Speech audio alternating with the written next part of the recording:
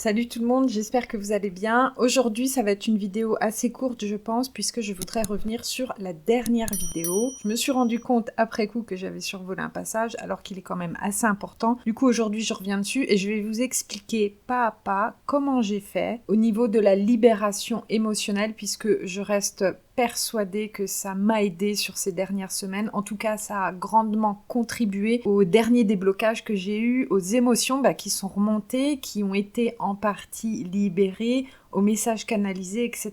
En fait, vraiment, tout ça est lié. Vous savez que je suis dans une démarche où je travaille au niveau émotionnel, psychologique, au niveau du mental, au niveau spirituel et au niveau corporel également. Donc là, je vais revenir sur l'exercice au niveau de la cage thoracique, au niveau du diaphragme et donc le lien avec le plexus solaire. Je suis partie du corps pour aller en direction de l'émotionnel, de l'inconscient. Pourquoi ? Parce que déjà, j'avais lu il y a très longtemps, je ne sais plus du tout où, dans un livre ou dans un article, que lorsqu'on était bloqué, que lorsqu'on pataugeait dans la semoule, c'est-à-dire soit que les émotions avaient du mal à sortir, soit que les émotions avaient du mal à être conscientisées, ou qu'on avait du mal à se remémorer peut-être certains souvenirs, il était possible de passer par le corps. En fait, j'avais vu ça au niveau du cœur, c'est-à-dire que lorsqu'on avait un peu de mal à s'ouvrir, il était bien en même temps du travail que l'on fait déjà, de s'ouvrir physiquement. Et là, ça renvoie à une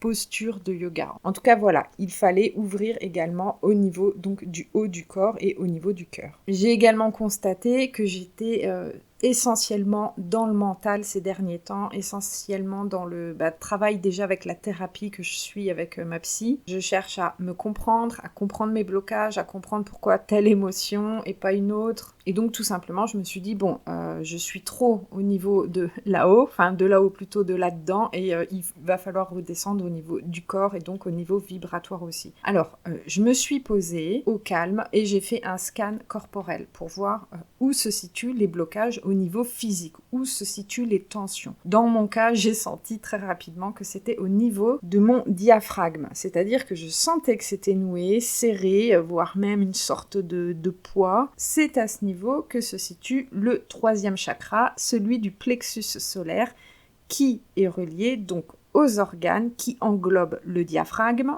le foie, la vésicule biliaire, la rate, le pancréas, les reins également, les glandes surrénales.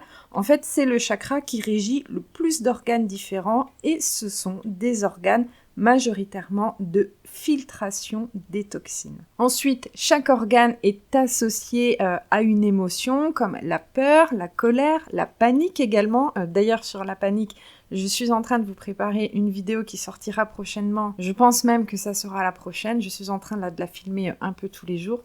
Donc en tout cas, voilà. Le plexus solaire est également relié au deuil dans le sens de ce qui sort de notre vie. Le troisième chakra vraiment représente le je suis, je veux être ou ce que je ne suis pas. Dans cette même période, je suis tombée sur la vidéo complètement par hasard d'une kiné, je vous mettrai le lien en barre de description, qui montre un exercice pour ouvrir au niveau de la cage thoracique, donc pour faire plus de place au diaphragme. Là, tout de suite, dans ma tête, je fais le lien avec l'article ou le livre que j'avais lu des années en arrière qui parlait d'ouvrir le cœur physiquement. Vu que moi, je sens un blocage, une sensation de nœud, de serrement au niveau du diaphragme, je me dis, je vais tester l'exercice de la kiné.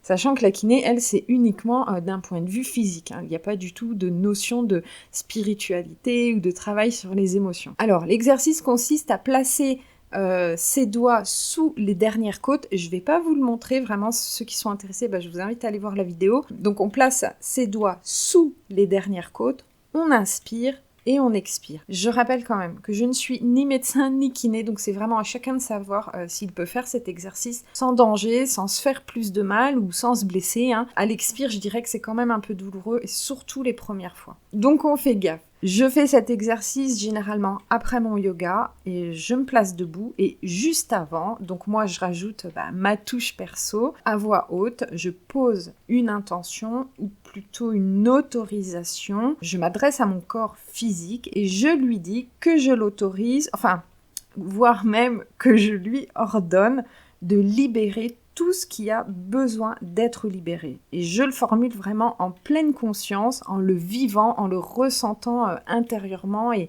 intensément. L'intention est vraiment très importante. Ensuite, je fais l'exercice 3-4 fois et immédiatement et physiquement, je sens tout de suite que c'est beaucoup plus ouvert et à force de le répéter plusieurs fois par semaine, l'effet dure vraiment dans le temps. Je pense fortement que cet exercice, ainsi que tout le reste que je vous explique dans la dernière vidéo, tout ça a fait que certains blocages, certaines blessures, certaines émotions sont remontées à la surface. Des émotions qui étaient jusqu'ici soit inconscientes ou alors que je pensais régler. C'est pas un hasard si quelques jours après, lors de ma deuxième séance d'EFT avec la psy, un trauma est remonté là sans prévenir alors que c'était pas du tout le sujet de la séance. Ça m'a permis également de mieux comprendre aussi la corrélation entre les chakras, entre les organes, leur rôle. Je l'ai déjà dit, perso je ne crois pas du tout au hasard et en plus là par rapport à tous les symptômes de mes pathologies, je vais pas vous faire la liste ici parce que ça serait trop long, mais c'est très cohérent avec tout ça. Même si oui, à la base, c'est bien un virus qui m'a rendu malade, mais maintenant que ça prenne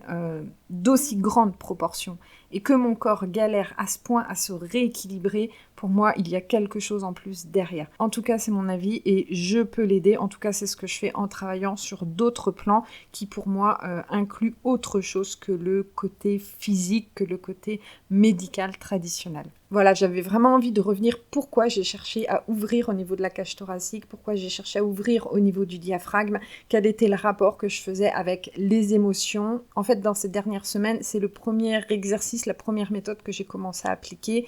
Et ensuite, un peu tout s'est enchaîné. Alors, je vais pas dire que c'est grâce uniquement à ça, mais je pense que ça a quand même débloqué quelque chose. Voilà, pour le livre du jour, j'en ai choisi un en rapport avec ce dont on parle.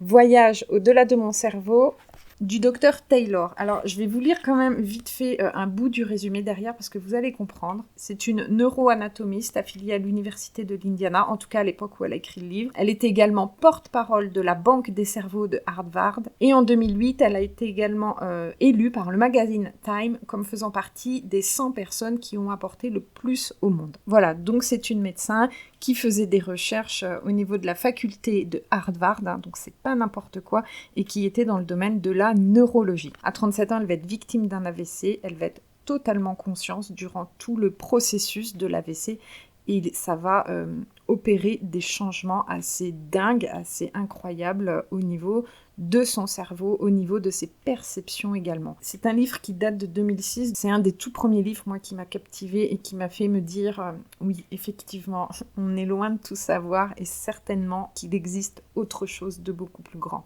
Un bout du résumé. Lorsqu'elle se réveille muette et paralysée sur son lit d'hôpital, une étrange euphorie l'habite. Les limites de son corps semblent s'être dissoutes, seul son hémisphère droit fonctionne, la plongeant dans un état quasi mystique. Donc il faudra qu'elle fasse de la rééducation pendant plusieurs années pour apprendre à lire, à parler, à bouger, etc.